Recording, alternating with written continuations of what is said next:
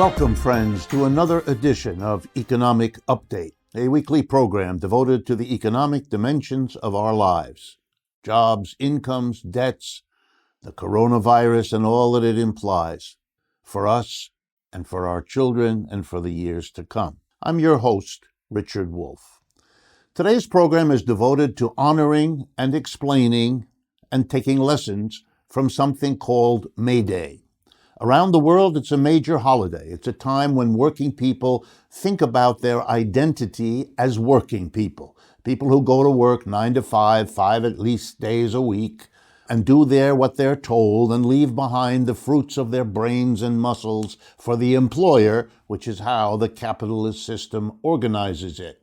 May Day celebrates not just working people understanding what their situation is, but doing something about it. Working people getting together to improve their lives. And since they're the majority, it's improving society. I'm proud to devote this program to May Day. It deserves it. Ironically, even though the holiday began in Chicago in 1886, so it's been around for 135 years, nonetheless, it's celebrated in other countries in general much more than in the United States, which has always found it hard to admit that we are mostly working people, that our identity is shaped by being working people, and that our interests ought to be understood as those of working people employed by others. So let me begin by a brief, very brief history of May Day. Well, back in 1886 in the United States, and particularly in and around Chicago, a major industrial locus of capitalism in those days, people experienced what they felt were intolerable working conditions. Intolerable working conditions. That's the theme for what work means most of the time to most people, and what May Day has been the effort to change. And so it was back in 1886 in Chicago. What was the intolerable working condition then? The length of the working day. Average working days were 10 to 12 hours. That's right, every day, and often 6 days a week. You went to work kind of after you fell out of bed, and you went back to bed kind of when you ended the workday. There was very little of what Europeans like to call work-life balance. People were physically exhausted. It wasn't healthy. It made it impossible to have a personal life, to relate to your parents, your children, your spouse. It was awful. And the desire to lower the working day, to lessen it, to shorten it, began to mobilize thousands, then tens of thousands, and by 1886, hundreds of thousands of people marched in the streets to shorten the length of the working day. And the goal was the 8-hour day. The thing we all take for granted now had to be fought for by people in the streets. And so they went out. May 1, 1886. And of course, the business community, the employers, screamed and yelled, "It mustn't be, it can't be, it shouldn't be, it'll drive us out of business, and then you won't have any job at all, it's all your fault, stop doing it." The mantra is always the same. But working people sometimes don't listen.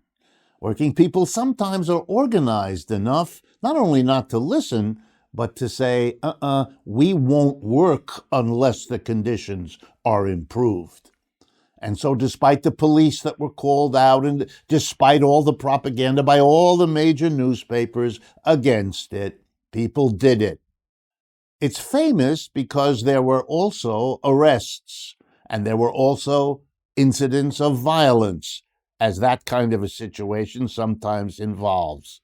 Police arrested people, the organizers, in some cases anarchists, which was the favorite term then for what later came to be called, socialists, communists, terrorists. These are synonyms in the American vocabulary. And a number of the anarchists were even executed. For what was never clear.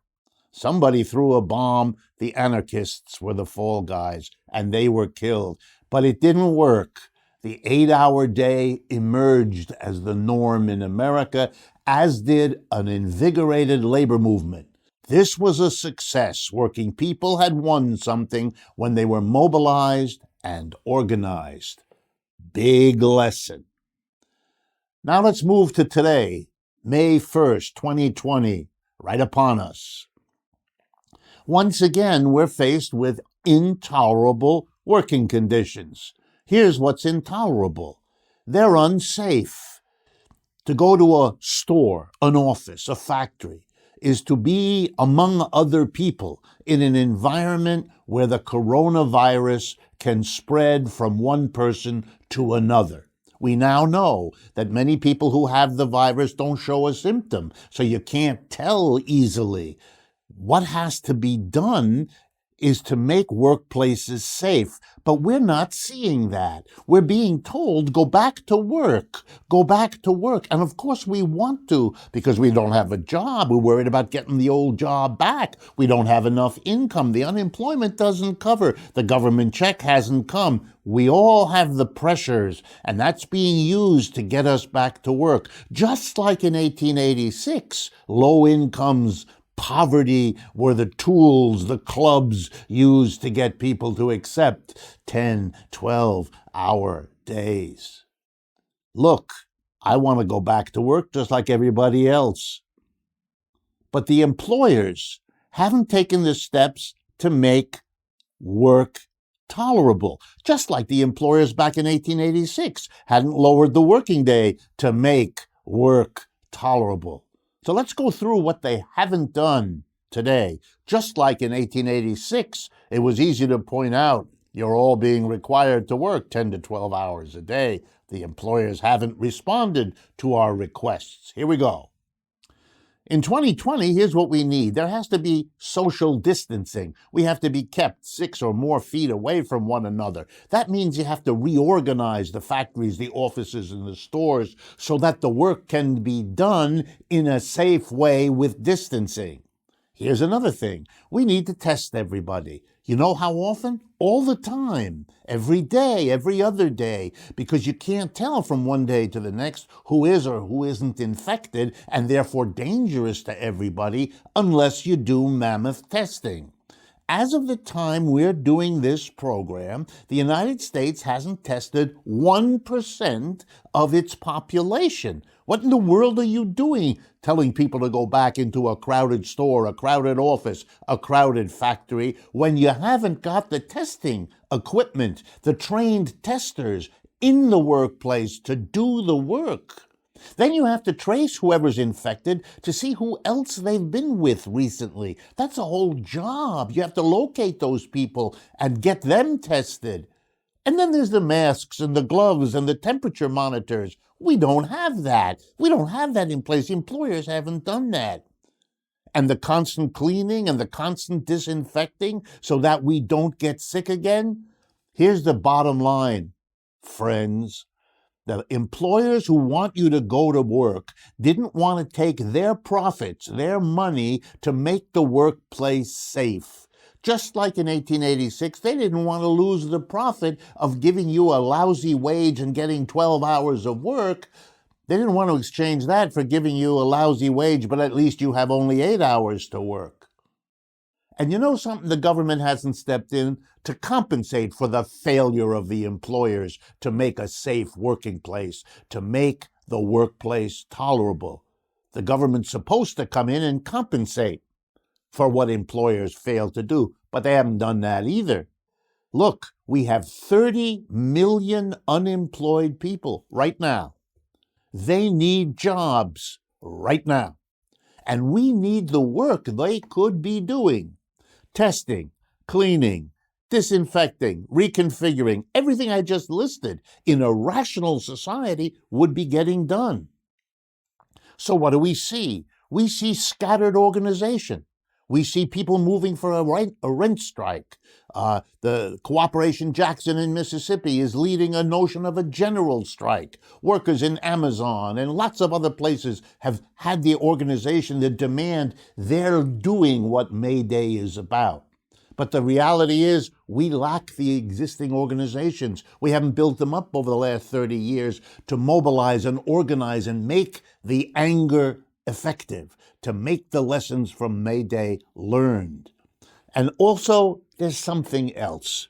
We lack an understanding of what has to be done, which is just as important as not having in place the unions, the political parties, and the social movements focused on making May Day really count, now that we need it so badly. Here's the lack of understanding. We cannot keep reforming a system the way we have and expect things to work. Let me give an example. We got rid of everything other than the 8-hour day. But the capitalists, the employers, they got back and they got around it. You know, we have the gig economy where people work more than 8 hours. We have overtime where people work more than 8 hours. And we have companies that have gone all over the world to escape. The reforms are hard to win. And then the worst of it is, after you've won them, the employers figure out ways to undo them. They fight you before you get them, and then they undo them after they lose and we win. There's a lesson here we have to learn. Making reforms, improving, making capitalism less awful, less harsh, less intolerable, doesn't in the end solve the problem, and it never did.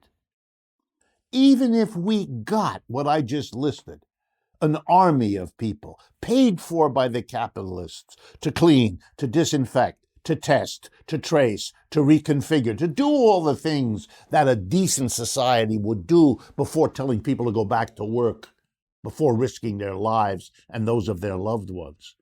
Even if we did it, we leave in place a capitalist system which concentrates the wealth and the power at the top. We leave in place those small groups, boards of directors, owners of enterprises, major shareholders, who have every incentive, as soon as they can, to undo the reform if they haven't blocked it. That's why, after the 8-hour day is won, we have so many people today working more than 8 hours a day. Of course, because the capitalists undid it. They have the incentive, because it's more profitable for them, and they have the means, they have the profits which gather into their hands, which give them the funds to undo. They use their profits to move production out of the United States to places where there is no 8-hour day law. Come on. If we succeed in making the workplace safe, we will have to worry forever that the employers will make them unsafe again. There's a reason we have something called OSHA, Occupational Safety and Health Administration, because capitalism has always not cared for and not taken care of the health and welfare of their employees. We've come to the end of the first half of today's program. Please remember to subscribe to our YouTube channel, where you can also follow us on Facebook, Twitter, and Instagram. Be sure to visit democracyatwork.info.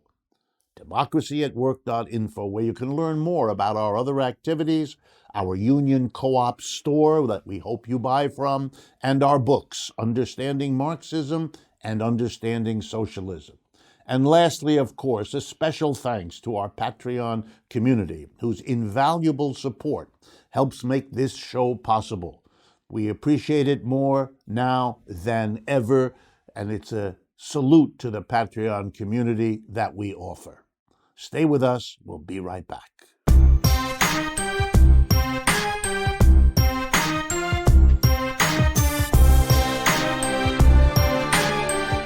Welcome back, friends, to the second half of Economic Update, a program today devoted to May Day, and particularly to the lessons that the May Day experience back in 1886 and in the 135 years since, the lessons we can draw from it. What I was talking about before the break was that back in May 1886, when it started, and the issue was the intolerability of a 10 to 12-hour day, workers were devoted to reforming capitalism, not fundamentally changing it, just shortening the length of the working day. And many May Days since 1886 have been devoted to trying to get other reforms, get conditions improved. And you know many of them because those that were won, usually after very long struggle, and those that have been able to survive, also requiring much struggle and not often succeeding, they shape the quality of our lives today. In the 1930s, for example, mobilized workers were able to get a social security system to help people live a decent life after they've spent a lifetime of working, based on the money taken out of their check every week. For the years of labor, they should have a decent retirement when they wouldn't have to become a burden on their children's families. So we got Social Security.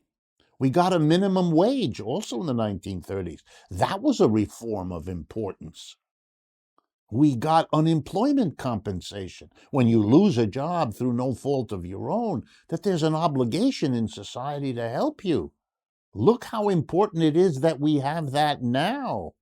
But that had to be fought for, and the employers fought against it tooth and nail, delaying it by decades, if you count from when people began to ask for it and then demand it. But we have to be honest with each other. We've also fought for civil rights, women's rights, so that they're not underpaid and made second-class citizens. The same for ethnic and racial minorities, religious minorities. We've tried to get gay people to be given decent job security. We're concerned about our environment and the pollution that threatens us all. And we have struggled for reforms, and the employers have blocked it at every turn. And sometimes we won, and often we didn't. But every time we won, here is a lesson that goes back to May Day 1886 and has been re-taught to us that we have to finally learn. Reforms are inherently insufficient and temporary. You see, the employers don't stop by blocking the reform when we want it. Employers didn't just block the 8-hour day for decades. They did, but that's not all they did. When it was finally won by experiences like the May Day demonstrations in Chicago in 1886 and in other cities too, even when it was won, the employers didn't stop. That's why I mentioned in the first half overtime. That's how getting people to work more hours. The gig economy, when you can get people to work on their own time at home more hours than they can count. And you get all those movements to Mexico or Far East to make people work again the 10 to 12 hours that was normal. You can't get it done here, you get it done there. You respond to the efforts of the American working class to get an 8-hour day by saying, okay, we'll take your job away and give it to somebody in a foreign country who's so desperately poor they'll work 10 to 12 hours a day, like you did and like your parents did.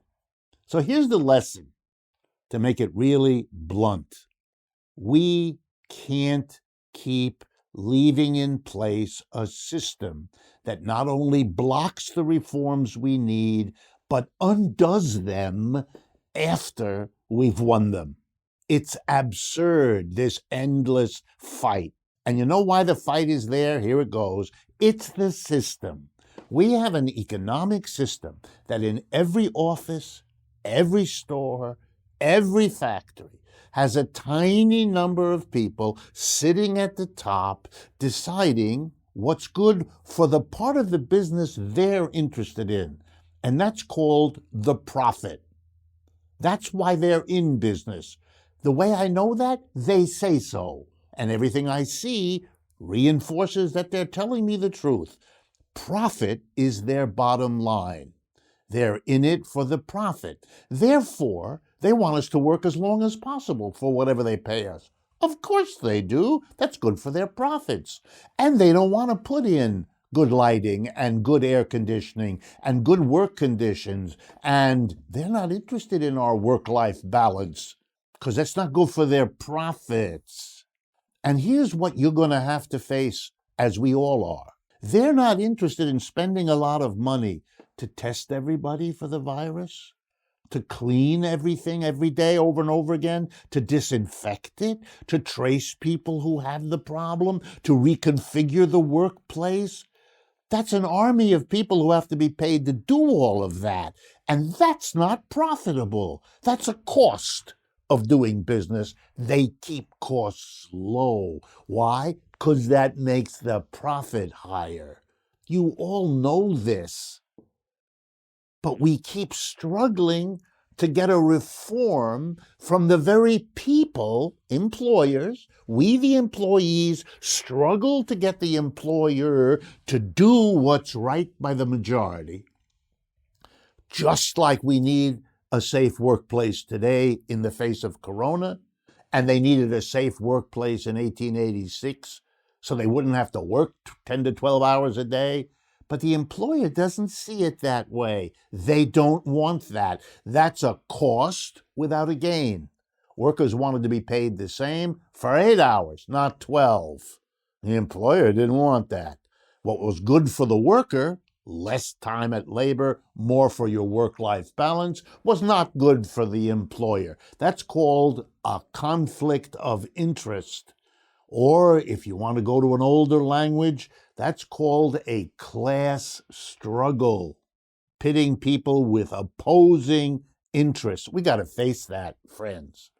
The history of the capitalist system is the history of people, the majority, workers, employees, struggling for reforms, having a great deal of difficulty winning them, and then having an equal amount of difficulty preserving them, keeping them. We leave in place the capitalist system when all we do is reform it.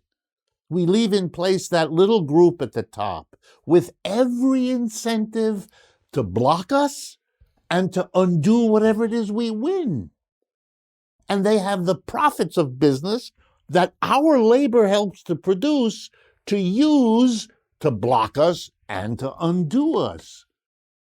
So the answer can't be struggle again for reforms? Really? Again? What May Day teaches is we've been there and we've done that. And that's not the solution. It's a recipe for endlessly backsliding, trying again, being undone, trying again. Sure, we're provoked by the crisis of Corona, but we also have to learn the lessons. Otherwise, we're going to go through this game yet again. How could it be changed? That's called system change. And that's what the coronavirus puts on the agenda. If we learn the lessons of all the reform efforts before and since the original May Day in 1886, here's the solution. An economic system that is democratized, that becomes democratic. And here's what it means, real simple. We've done this in this program before. Every office, every store, every workplace becomes democratically organized. Not a few people at the top, the owner, the board of directors, the big investors who own the big blocks of shares if it's a company that issues shares. No, that's over. That's the old system that got us into these messes. The new one is a democratic system. And here's why. The coronavirus threatens all of us. It cannot be correct or right or democratic to have a tiny number of people at the top putting the decision down, it's open, it's not open.